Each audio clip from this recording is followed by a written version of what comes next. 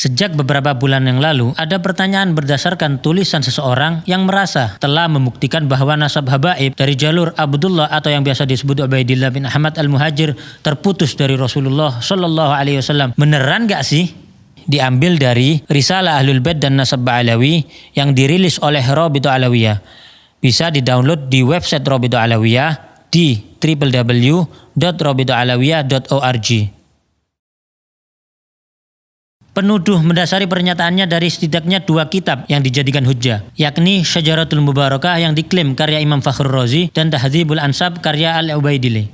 Dikatakan bahwa dalam kedua kitab tersebut tidak ada nama Ubaidillah bin Ahmad al-Muhajir, ayah dari Alawi yang wafat abad 4 Hijriah, datuknya para Alawiyin.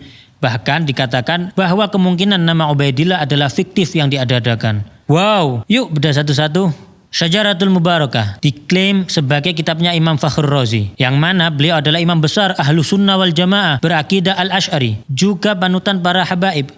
Tapi janggalnya, kitab tersebut tidak pernah tercatat dalam sejarah sebagai kitab beliau. Kok bisa? Di dalam kitab-kitab ulama besar Ahlus Sunnah yang sangat mengenal Imam Fakhrur Razi secara detail, tidak ada yang menyebutkan kitab tersebut sebagai karya tulis beliau. Seperti Az-Zirikli dalam Al-Alam, Al-Hamawi dalam Mu'jam Udaba, dan Ibnu Khalikan dalam Wafiyatul A'yan.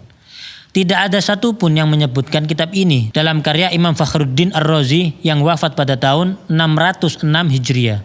Kitab ini baru ditemukan di tahun 1418 Hijriah seperti yang tertulis di halaman 13 kitab tersebut, yang artinya ditemukan tahun 1997 Masehi atau baru 26 tahun yang lalu. Luar biasa. Ternyata yang mengatakan kitab ini sebagai kitab Imam Fakhrur Razi, sebagaimana tertulis pada kitab tersebut di halaman 12-nya, bernama Al-Mar'ashi An-Najafi, yang menemukan kitab tersebut dan memerintahkan muridnya Mahdi Ar-Raja'i mentahqiq atau menulis kembali kitab ini. Kok bisa kitab tersebut tersembunyi dan baru muncul 812 tahun setelah wafatnya Imam Fakhrur Razi? Jika memang penuduh yakin, maka datangkanlah kepada kami satu bukti tertulis pada abad 7, 8, 9 atau bahkan 10 Hijriah dari ulama Ahlus Sunnah ternama yang menyebutkan ini adalah kitab Imam Ar-Razi. Dan bagaimana mungkin menisbatkan kitab yang baru ditemukan kemarin sore sebagai kitab abad ke-6? Penuduh cenderung selalu menghindar dari pertanyaan ini. Penuduh berdalih bahwa si penemu kitab dan pentahqiqnya pun pada halaman 11 mengakui bahwa beliau terkejut saat menemukan kitab ini. Dan gak perlu penuduh meminta Rabithah Alawiyah ngecek ke perpustakaan di Istanbul, karena Rabithah tidak dalam keraguan sedikit pun. Justru penuduh yang harus mendatangkan bukti dari abad awal. Apalagi banyak kejanggalan pada kitab tersebut, seperti banyaknya nama besar yang tidak tercatat, seperti Syekh Abdul Qadir Al-Jailani yang hidup sezaman dan sewilayah dengan Imam Ar-Razi. Justru tidak tercantum dalam kitab tersebut, dan banyak nama lain. Bahkan pada halaman 92 disebutkan Imam Ar-Razi, sosok ulama besar Ahlus Sunnah, justru dikatakan meyakini Imam 12 Syiah dan mengatakan Imam Mahdi sudah lahir menunggu pembebasan. Jadi sangatlah wajar jika banyak pihak yang 1000% meragukan kitab tersebut sebagai tulisan Imam Fakhrur Razi. Uniknya lagi adalah baik Mahdi Ar-Raja'i selaku mentahqiq dan Mar'ashi An-Najafi selaku penemu sama-sama punya kitab nasab tulisan mereka sendiri yang mengakui nasab Ubaidillah bin Ahmad, bahkan menuliskan pengakuan ketersambungan ke Rasulullah SAW, suatu fakta yang tidak banyak dibahas. Oke, satu hujjah penuduh kita coret dulu. Lanjut hujjah kedua. Kitab Tahdzibul Ansab. Kitab ini karangan Syekh Ubaidili. Beliau adalah seorang ahli nasab yang mana dalam kitab tersebut Al-Ubaidili hanya menyebutkan di antara anak Ahmad bin Isa. Artinya beliau tidak berniat menyebutkan seluruhnya. Namun justru dalam catatan lain kita temukan perkataan Al-Ubaidili yang memang memiliki ribuan lembar catatan manuskrip yang dinukilkan oleh ahli nasab ternama Said Murtadha Az-Zabidi, yaitu Syekh Syaraf Ubaidili berkata, Syarif Ahmad bin Isa An-Nagib berhijrah dari Madinah ke Basra di 20 tahun kedua dari abad ke-4 Hijriah, yakni tahun 317 Hijriah. Beliau keluar bersama putranya Abdullah ke arah timur. Dengan demikian, Al-Ubaidili justru menjadi ahli nasab abad ke-5 yang turut mengakui adanya Abdullah bin Ahmad. Kami tidak mungkin menerima tuduhan sang penuduh bahwa ahli nasab sekelas Az-Zabidi berbohong dalam mengutip perkataan Al-Ubaidili tersebut. Sekarang 2 hujjah tersebut sudah kita bahas. Nah, sekarang gantian.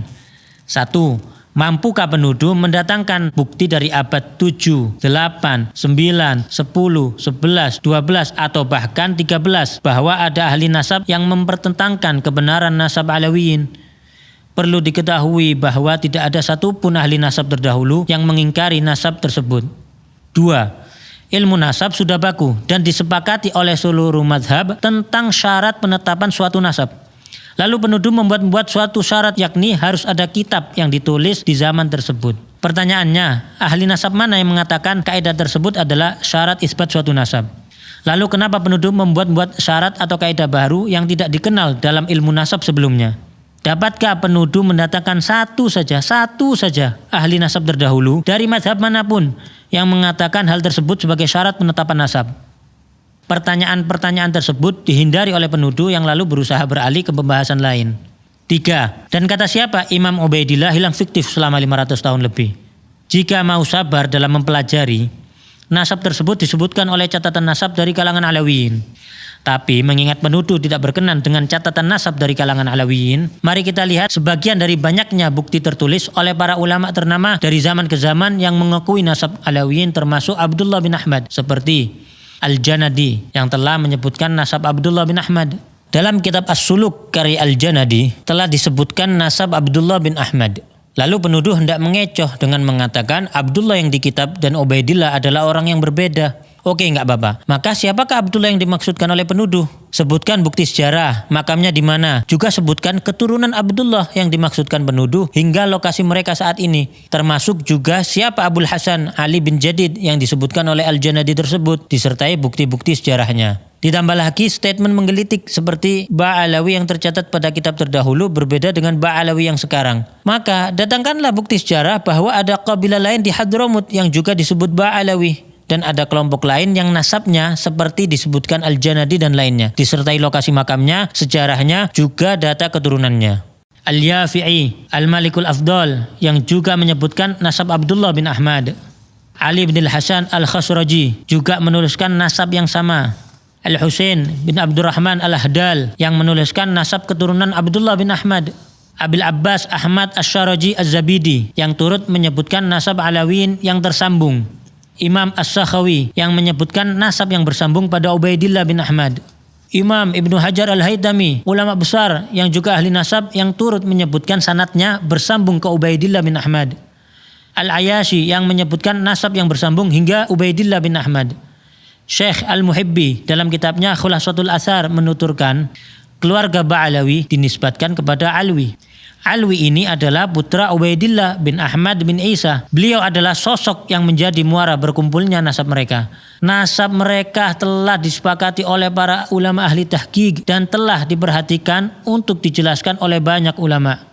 Lalu Syekh Yusuf An-Nabhani, seorang mufti besar dan guru dari para ulama Ahlus Sunnah wal Jamaah, guru dari Hadratus Syekh Hashim Asy'ari, menjelaskan dalam mukaddimah kitabnya Riyadul Jannah, sesungguhnya para sada al-Ba'alawi telah disepakati oleh umat Nabi Muhammad SAW di sepanjang masa dan di setiap tempat, bahwa mereka termasuk Ahlul Bait yang paling sahih nasabnya, paling kokoh kemuliaannya, dan paling banyak ilmu, amal, keutamaan, serta adabnya.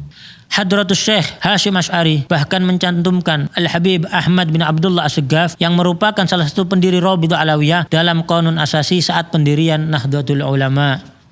Kita tentu tidak merasa perlu meyakinkan penuduh untuk mempercayai dan menghargai para ulama-ulama tersebut, karena mereka semua bagai matahari di siang hari yang dikenal luas kejujuran dan keilmuannya. Tidak mungkin para ulama-ulama besar tersebut sengaja berbohong bersama-sama dan tidak berusaha memastikan informasi yang mereka sampaikan, apalagi Rasulullah SAW menyampaikan ancaman neraka bagi yang berbohong atas nasab.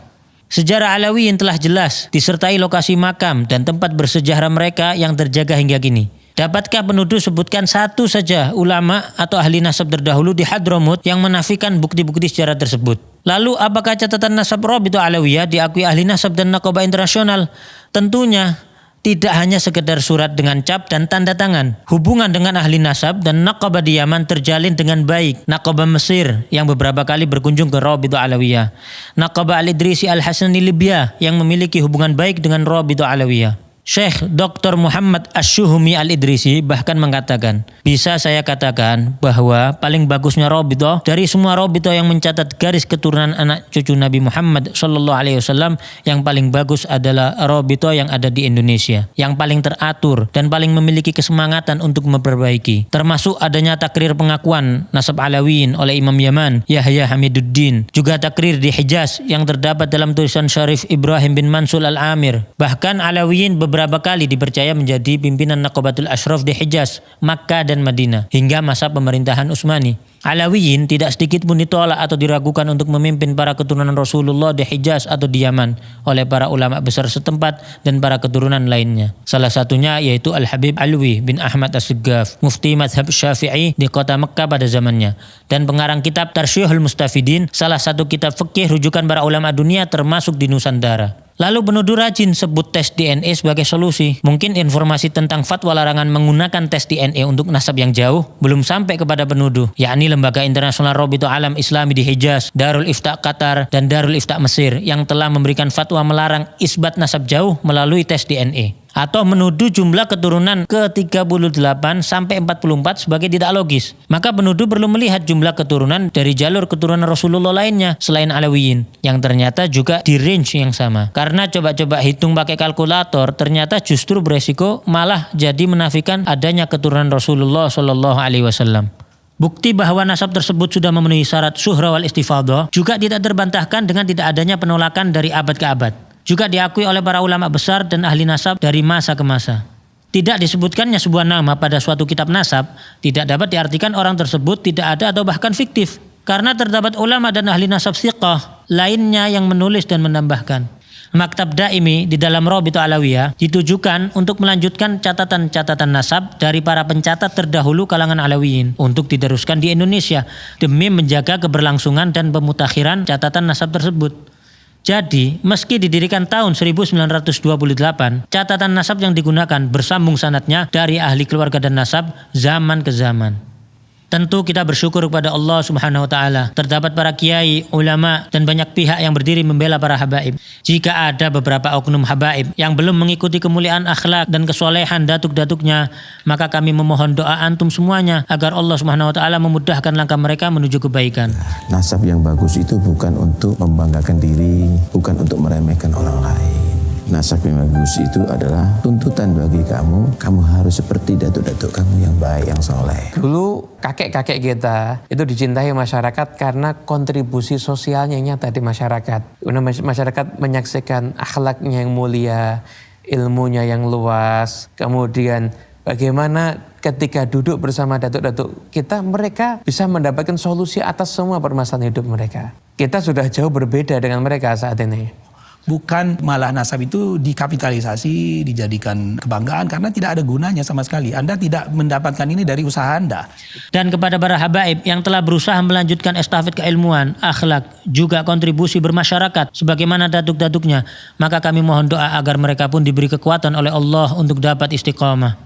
Rasulullah SAW bersabda, barang siapa mengaku-ngaku nasab atau keturunan yang dia sendiri tidak mengetahuinya, maka jadi kafirlah ia kepada Allah. Dan barang siapa mengingkari nasab walaupun samar nasab tersebut, maka kafirlah ia kepada Allah.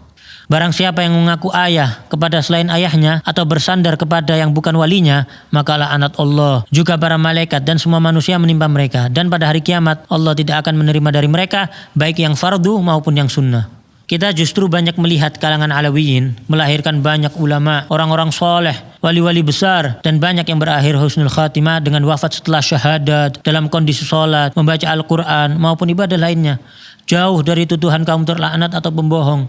Namun kami peringatkan, janganlah kita mencaci para penuduh, menghina mereka, atau berlaku kasar pada mereka. Karena setiap manusia pasti berbuat kesalahan. Dan kesalahan tidak menjadikan pelakunya terhina selama ia memperbaiki kesalahannya serta bertaubat kepada Allah Subhanahu wa taala. Semoga Allah Subhanahu wa taala memberikan taufik dan hidayah bagi kita semua. Dan semoga umat ini dipenuhi rasa saling menghargai, menghormati, dan saling mencintai karena Allah Subhanahu wa taala.